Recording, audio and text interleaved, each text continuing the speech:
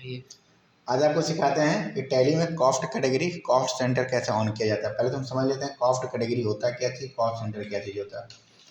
Cost category cost centre ऐसी दो चीज़ें होती हैं। जैसे हमने मान लो किसी सैलरी दिया तो कितना सैलरी दिया, इस चीज़ को डिफाइन करने के लिए, मतलब सही से जानकारी देने के लिए हम कॉस्ट कैटेगरी और कॉस्ट सेंटर का, जैसे कि सैलरी तुम्हारा खर्च हो गया, अब सैलरी कितने लोगों को दिया, कितने एम्प्लॉय को दिया, ठीक उसकी डिटेल बताने के लिए हम कॉस्ट कैटेगरी और कॉस्ट सेंटर का प्रयोग करते हैं। जैसे सबसे पहले हम जाएंगे क्रिएट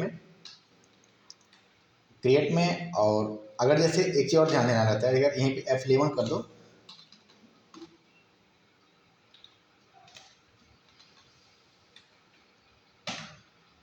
F11 करके यहाँ से कॉस्ट कैटेगरी कॉस्ट सेंटर जो होता है उसको हम देख लेते हैं। ये हमारा यस रहना चाहिए। अगर यस रहे, ऑलरेडी मैंने यस कर रखा है पहले से, इसी मेरे में शो हो रहा है। अगर आप नहीं करेंगे तो ये नो रहेगा, तो इसको आके यहाँ से F11 से, ठीक है, F11 से इसको आप यस कर सकते हैं। उसके बाद आपको आना है गेटवे ऑफ टैली पे, जाना है क्रिएट में जाने के बाद यहाँ से शो मोर कर देंगे हम। शो मोर करने के बाद पहला ऑप्शन है कॉस्ट कैटेगरी, दूसरा है कॉस्ट सेंटर, तीसरा है कॉस्ट सेंटर क्लास। तो हम पहले पकड़ेंगे इसको कॉस्ट कैटेगरी को। यहाँ पे पूछ रहा है कि ऑलरेडी आप पहले से बनाए हुए हैं या नया बनाने हैं, तो हम नया बनाएंगे, ठीक है। तो क्रिएट न्यू करेंगे, यहाँ पे जाएंगे, यहाँ डालेंगे जिस चीज़ का हमारा खाता है, जिस चीज़ का एक्सपेंस कर रहे हैं उसका खाता मैंने खोल दिया सैलरी अकाउंट के नाम से,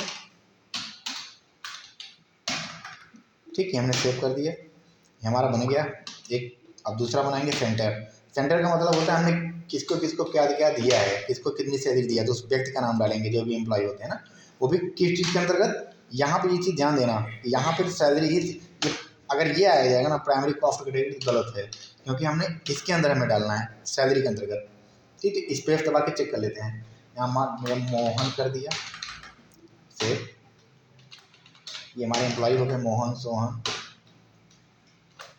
रवि, जतिन, ठीक, ये हमारे 4-5 एम्प्लॉय मैंने बना दिया, ज़्यादा नहीं। अब उधर से बाहर आ जाएंगे, फिर आएंगे यहाँ पे। तो अभी तो मेरे पास कैश है नहीं क्योंकि तो नई कंपनी है, तो सबसे पहले हम क्या करेंगे, कैश रिसीव कर लेते हैं। एक एंट्री पास कर देते हैं कैश टू कैपिटल के नाम से, मान लो 5 लाख से।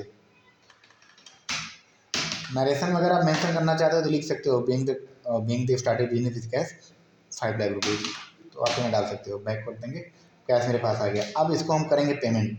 कॉस्ट कैटेगरी कॉस्ट सेंटर का यूज पेमेंट वाउचर पे होता है, ठीक है ना। जब हम एम्प्लॉय को करते हैं पेमेंट, तो हमें पता होना चाहिए कि किसको किसको कितना कितना पेमेंट देना है। तो यहाँ पे जिस चीज़ से करना है, तभी अभी तो हमने कैश से पेमेंट करना है, ठीक है। वापस हम यहाँ क्या उठाएंगे, सैलरी हम बनाएंगे, तो इसका अंडर ग्रुप ऑल्ट एंटर से चेक कर लेते हैं, इनडायरेक्ट एक्सपेंसेस को डालते हैं, ठीक है। तो ऑलरेडी मैंने बना रखा है पहले से ही। आपको अगर आप बनाए हैं तो कोई बात नहीं, नहीं बनाए हैं तो आपको बनाना पड़ेगा, ठीक है। सैलरी डालेंगे, अब कितना दे रहे हैं सैलरी, सपोज कर लो मैंने 50,000 दिया। अब ये हमारे सामने खुल के आ गया cost allow for salary account, ठीक, 50,000 रुपये।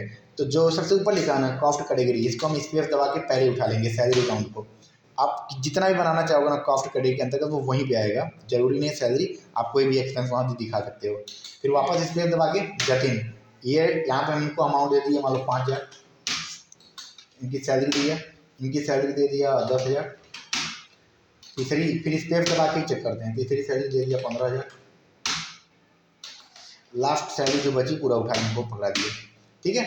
अभी यहाँ कुछ नहीं करना है, यहाँ पे नरेशन अगर मेंशन करना चाहो तो लिख सकते हो, बीइंग द सैलरी गिवन, जो भी है पार्टी नेम आप यहाँ डाल के इसको सेव कर सकते हो, ठीक। अब इसका रिपोर्ट कैसे देखते हैं, डी दबाएंगे, यहाँ पे स्टेटमेंट ऑफ अकाउंट पे जाएंगे, यहाँ पे कॉस्ट सेंटर यहाँ पे जाएंगे, और पहला ही ये लिखा कैटेगरी समरी, इस पे जाएंगे, ये हमारे सामने साफ साफ सारा डिटेल दिख रहा है, ठीक है। थैंक यू, आज के लिए इतना ही।